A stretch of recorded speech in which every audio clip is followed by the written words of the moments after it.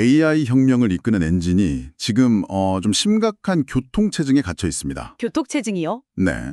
이 엔진의 핵심 연료인 HBM 메모리를 공급하는 길이 딱 하나뿐인데 그 길이 TSMC의 코어스라는 톨게이트에서 완전히 꽉 막혀버린 거죠. 아, 그 병목 현상 말씀이시군요. 맞습니다. AI 칩을 만들고 싶어도 만들지 못하는, 뭐랄까, 좀 웃지 못할 상황이 벌어지고 있는 겁니다. 아주 정확한 비유입니다. AI 기술은 정말 빛의 속도로 발전하는데 그걸 뒷받침할 하드웨어가 전혀 못 따라가는 메모리 장벽이랑 패키징 병목이 동시에 터진 상황이었죠. 그러니까 HBM이라는 엄청난 메모리를 만들어도 이걸 프로세서랑 연결해줄 그 패키징 기술이 특정 회사에 독점되어 있으니까요. 네. 공급망 전체가 흔들렸던 거고요. 그래서 오늘 저희는 바로 이 교통지옥을 해결하기 위해 JEDEC라는 국제 반도체 표준화 기구가 아주 영리하게 설계한 우회 고속도로 SPHBM4에 대해 깊이 파고들어 보려고 합니다. 네, 좋습니다. 이 SPHBM4라는 기술이 왜 단순히 비용만 낮추는 차원을 넘어 HBM의 대중화라고까지 불리는지, 그 영리한 기술적 해법과 또 앞으로 산업 생태계를 어떻게 바꿔놓을지 그 파급력까지 한번 꼼꼼히 짚어보겠습니다. 네. 자, 그럼 이 SPHBM4 이름부터가 좀 독특한데 여기서부터 시작해 볼까요? 네, 좋습니다. SPHBM4는 사실 두 가지 이름으로 불리고 있습니다. 두 가지나요? 네, 국제 표준을 정하는 JDS의 공식 명칭은 스탠다드 패키지 HBM4이고요. 스탠다드 패키지? 그리고 국내나 업계 일부에서는 스탠다드 퓨도 HBM4라고도 부릅니다. 스탠다드 패키지랑 스탠다드 수도. 이 두 단어의 핵심이 다 들어있는 것 같은데요. 패키지는 말 그대로 패키징 방식을 의미하는 것 같고 맞습니다.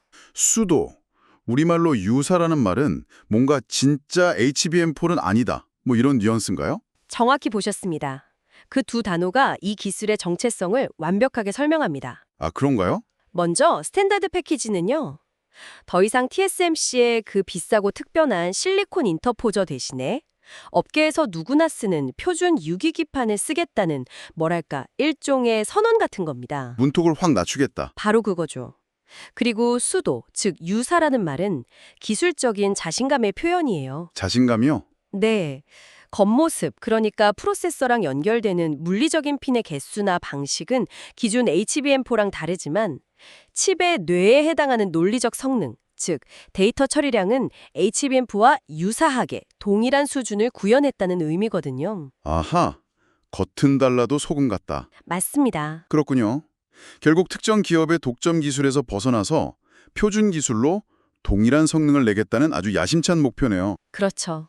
제되기 1호패까지 새로운 표준을 서둘러 만든 걸 보면 기존 HBM4의 한계가 그만큼 심각했다고 봐야겠군요. 그렇습니다. 핵심적인 이유는 AI 인프라의 확장성 확보와 공급망 다변화 이 두 가지입니다. 확장성과 다변화. 기존 HBM4는 무려 2048개나 되는 데이터 핀을 프로세서와 연결해야 합니다. 머리카락보다 얇은 선 2048개를 아주 좁은 공간에 꽂아야 하는 거죠. 와, 2048개요.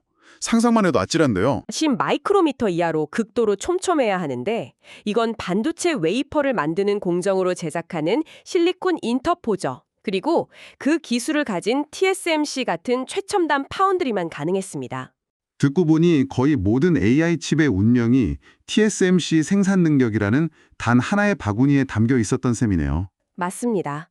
기술적으로는 훌륭했을지 몰라도 산업 생태계 전체로 보면 굉장히 위험한 구조였던 거죠. 바로 그 지점을 JDC가 해결하려고 한 거군요. 네, JDEC의 의도는 명확합니다. 핀수를 획기적으로 줄여서 패키징 난이도를 낮추고 TSMC에 대한 과도한 의존도를 끊어내는 겁니다. 그리고 그렇게 해서 더 많은 후공정, OSAT 업체들이 그렇죠. 그 업체들이 HBM 생태계에 참여할 수 있도록 판을 새로 짜려는 거죠. 자, 여기서부터가 정말 재밌어지는데요. 잠깐만요. 핀수를 2048개에서 512개로 무려 75%나 줄이는데 어떻게 성능이 같을 수가 있죠? 이건 상식적으로 좀 말이 안 되는 것 같습니다. 네, 아주 날카롭고 좋은 질문입니다. 뭐 전력 소모가 폭증한다거나 뭔가 엄청난 트레이드오프가 있는 거 아닌가요? 바로 그 지점이 SPHBM4의 기술적 혁신이자 마법의 핵심입니다. 마법이요? 네. 비유를 들어 설명해 볼게요. 기존 HBM4는 왕복 8차선 도로에 차들을 시속 100km로 한 번에 많이 보내는 방식, 즉 저속 광대역 방식이었습니다. 도로 폭이 넓죠? 아, 그 2048개 핀이 바로 그 8차선 도로인 셈이군요. 맞습니다. 반면 SP-HBM4는 도로를 왕복 2차선으로 줄여버립니다. 핀이 512개로 줄어든 것처럼요? 네. 대신에 그 2차선 도로를 달리는 차들의 속도를 시속 400km로 높여버리는 겁니다. 즉, 고속 협대역 방식으로 패러다임을 전환한 거죠. 아하, 차선은 줄었지만 차의 속도를 4배로 높여서 결국 일정 시간 동안 지나가는 차의 총량, 그러니까 데이터 전송량은 똑같이 맞춘다는 거군요. 정확합니다. 계산해보면 512개 핀 곱하기 4배 빠른 속도가 2048개 핀 곱하기 기존 속도랑 같아지는 거네요? 네, 전체 데이터 처리량은 동일하게 유지됩니다. 하지만 이 마법 같은 일을 현실로 만들기 위해선 HBM 내부 구조, 특히 D램 칩들 가장 아래에 깔리는 베이스 다이가 완전히 다른 존재로 진화해야만 했습니다. 베이스 다이라면 그 D램 칩들을 쌓아 올릴 때 가장 밑에서 신호를 조율하는 논리 회로침을 말하는 거죠? 네, 맞습니다. 과거에는 그냥 연결 통로 역할 아니었나요? 맞습니다. 과거의 베이스 다이는 D램 칩과 외부 기판을 이어주는 단순한 어댑터에 가까웠어요. 하지만 SPHBM4의 베이스 다이는 이제 아주 능동적인 두뇌 역할을 해야 합니다. 두네요? 네, 우선 아까 말씀드린 시속 100km로 8차선으로 들어오는 신호를 시속 400km로 2차선으로 나가는 신호로 바꿔주는 복잡한 변환 회로가 필요합니다. 이게 바로 썰데스라는 기술입니다. 서데스. 신호의 형태를 바꿔주는 뭐랄까 전문 교통정리 경찰이나 통역사가 칩 안에 들어가는 거군요. 아주 훌륭한 비유입니다. 썰데스는 4명이 동시에 떠드는 말을 받아서 한 명이 4배속으로 빠르게 전달하는 전문 통역사 같은 역할이죠. 와... 그런데 문제가 있습니다. 속도가 너무 빨라지면 발음이 뭉개지거나 잡음이 섞일 수 있잖아요. 그렇죠. 당연히 그렇죠. CDI라는 기술이 바로 그 뭉개진 발음을 듣고도 원래 단어를 정확히 복원해내는 일종의 초능력 청각 장치라고 생각하시면 됩니다. 와, 베이스다이 하나에 통역사랑 초능력 청각장치까지 들어간다니 정말 복잡해지네요. 네, 복잡해지죠. 이런 고성능 기능을 넣으려면 베이스다이 자체도 예전처럼 만들어서는 안 되겠는데요? 핵심을 짚으셨습니다. 이런 복잡한 로직을 구현하려면 베이스 다이도 더 이상 28나노 같은 오래된 공정으로는 안 됩니다. 최소 12나노, 나아가 7나노 같은 최신 미세 공정에서 제작되어야 하죠. 그럼 부품 가격은 올라가겠네요. 맞습니다. 부품 자체의 가격은 예전보다 비싸집니다. 하지만 비싼 실리콘 인터포저와 TSMC의 패키징 공정을 통째로 드러내는 비용 절감 효과가 훨씬 크기 때문에 전체적으로는 압도적인 이득이 되는 겁니다. 아, 그렇군요. 네. 이 기술의 가장 파괴적인 혁신은 역시 그 패키징 장벽을 허물었다는 점인 것 같습니다. 그렇죠.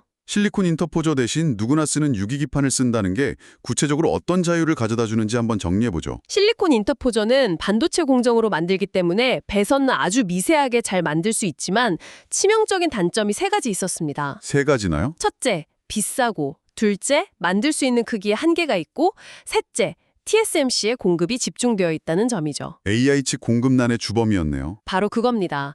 반면 유기기판은 이 문제들을 정면으로 돌파하는 거고요. 장점이 명확하겠네요. 네, 첫째, 재료와 공정 비용이 훨씬 저렴하고요. 삼성전기나 이비덴 같은 여러 공급사가 있어 공급이 안정적입니다. 둘째, 크기 제약이 거의 없습니다. 마치 피자 도우처럼 원하는 만큼 크게 만들 수 있죠. 멀리까지 보낼 수 있어서 칩 설계가 훨씬 유연해집니다. 패키징 비용이 저렴해지고 크기도 마음대로 키울 수 있게 된다. 이건 단순히 원가 절감 문제를 넘어서 AI 칩 설계의 판 자체를 바꾸는 얘기처럼 들리는데요. 맞습니다. 바로 그 지점이 이 기술의 진짜 잠재력입니다. 핵심적인 함의는 바로 메모리 용량의 무한한 확장 가능성입니다. 용량의 확장. 기판, 즉 피자 도우를 크게 만들 수 있다는 건 그 위에 HBM이라는 토핑을 더 많이 올릴 수 있다는 뜻입니다. 기존에는 공간 제약 때문에 HBM을 8개나 12대 정도 탑재했다면 이제는 16개, 24개, 그 이상을 탑재하는 초고용량 설계가 아주 저렴하게 가능해지는 겁니다. 근데 용량 확장이 왜 그렇게 결정적인가요? 대역폭만 빠르면 되는 것 아닌가요? 거대 언어 모델 LLM 시장이 학습에서 추론으로 넘어가면서 게임의 법칙이 바뀌었기 때문입니다. 아, 추론 시장. 네, 수많은 사용자의 질문에 실시간으로 답해야 하는 추론 서비스에서는 메모리 대역폭만큼이나 모델 전체를 한 번에 메모리에 올릴 수 있는 총 용량이 성능과 비용 효율성을 결정합니다. 그렇겠네요. SPHBM4는 저렴한 패키징으로 이 고용량 메모리 시스템을 구축하는 가장 현실적인 길을 열어주는 거죠. 와, 이거 산업 생태계 전체가 흔들릴 만한 변화네요. 그렇다면 이 변화의 소용돌이 속에서 주요 기업들은 어떤 계산을 하고 있을까요? 가장 주목받는 곳은 역시 삼성전자입니다. 삼성전자요? 메모리, 파운드리, 패키징 기술까지 이 모든 걸 수직 계열화한 유일한 기업이거든요. 아, 맞네요. 다 가지고 있네요. SPHBM4 시장의 최대 수혜자가 될 잠재력이 가장 큽니다.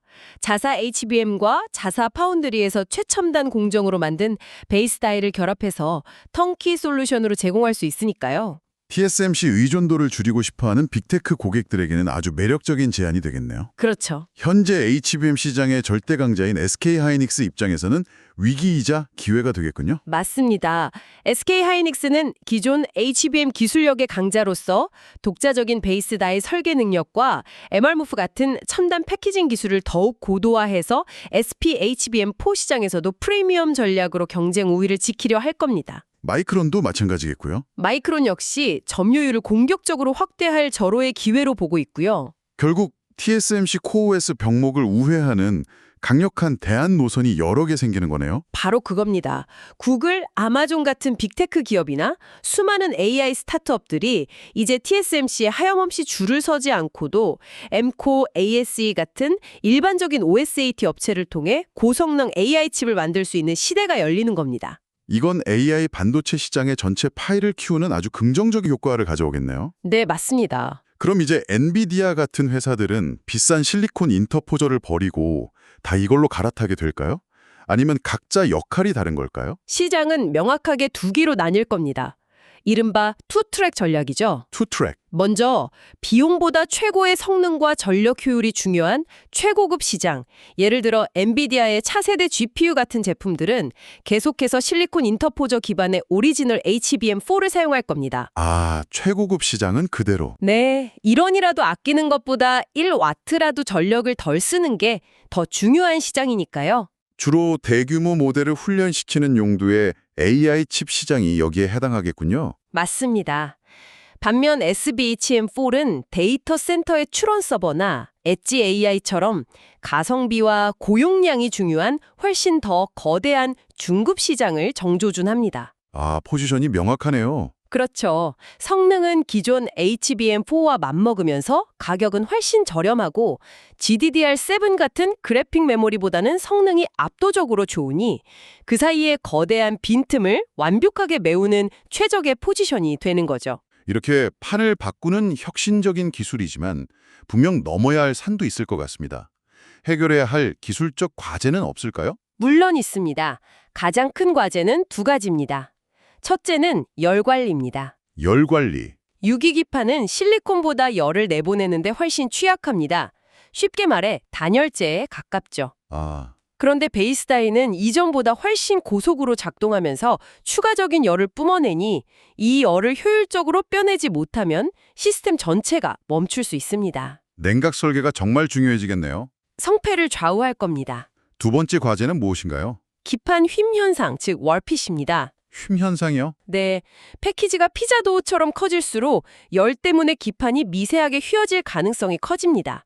기판이 휘면 그 위에 올라간 칩과의 연결이 끊어지거나 불안정해질 수 있죠. 이 신뢰성을 얼마나 잘 확보하느냐가 후공정 업체들의 핵심 기술력이 될 겁니다. 이런 과제를 넘어서면 이 베이스 다이라는 새로운 두뇌를 활용한 더 큰 잠재력도 있을 것 같습니다. 맞습니다. 베이스 다이를 새로 설계해야 한다는 점이 오히려 새로운 기회의 문을 열 수 있습니다.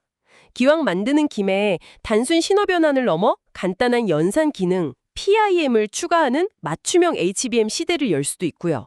오, 맞춤형 HBM. 또 CXL 같은 다른 차세대 인터페이스 기술과 융합해서 서버 메모리 구조를 획기적으로 바꾸는 솔루션으로 진화할 수도 있습니다. 가능성은 정말 무궁무진합니다. 종합해보면 SPHBM4는 단순히 HBM을 저렴하게 만드는 기술이 아니라 반도체 산업이 마주한 물리적, 경제적 한계를 넘기기 위한 아주 실용적이고 창의적인 해법이군요. 네, 그렇죠. 2048개의 핀을 512개로 줄여서 6위 기판을 도입한다는 이 발상의 전환 하나가 산업 전체의 지형도를 바꾸고 있습니다. 그렇습니다. 이걸 한마디로 요약하면 AI의 귀족 기술이었던 HBM을 평민에게도 개방한다. 이런 선언이에요. 귀족 기술을 평민에게. 네, 지금까지는 엔비디아 같은 소수의 거인들만이 TSMC라는 높은 성에 들어가서 HBM이라는 무기를 얻을 수 있었다면 이제는 그 성벽을 허물고 누구나 HBM을 활용한 AI 칩을 만들 수 있는 길을 열어준 셈이죠. AI 기술의 발전이 하드웨어 공급망 때문에 발목 잡히지 않도록 하는 일종의 안전판이자 새로운 혁신을 촉발하는 기폭제가 될 수 있겠네요. 맞습니다. 특히 삼성전자처럼 메모리, 파운드리, 패키징을 모두 가진 기업에게는 사업부 간의 시너지를 극대화할 수 있는 정말 중요한 변곡점이 될 것 같습니다. 네, 최고의 성능만을 쫓던 기존의 경쟁 패러다임에서 벗어나서 충분히 좋은 성능을 더 많은 플레이어에게 제공하려는 이 전략적 변화가 앞으로 AI 산업의 미래를 어떻게 바꿀지 주목해야 합니다. 를 어떻게 바꾸어 놓을지 지켜보는 것이 아주 흥미로운 관전 포인트가 되겠습니다. 오늘 분석은 여기까지입니다.